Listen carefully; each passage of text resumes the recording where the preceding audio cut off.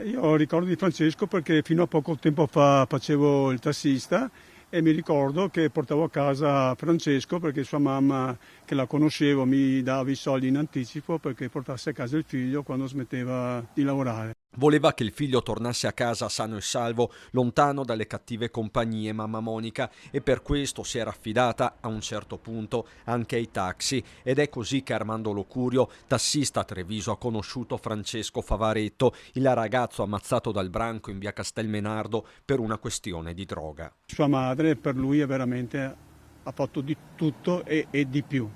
Sua madre per lui veramente si è tolta il pane dalla bocca.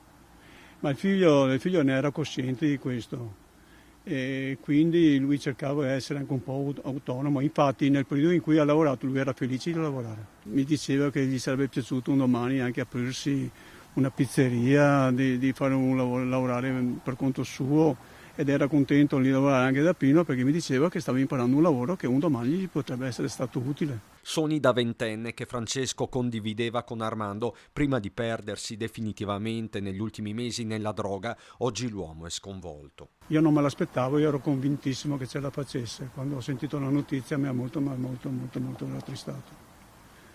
Perché non avrei mai pensato che questa cosa finisse in questo tragico modo. Lui non voleva fare la vita che è andato a fare praticamente, lui aveva altri sogni, lui voleva condurre una vita normale come tutte le altre persone.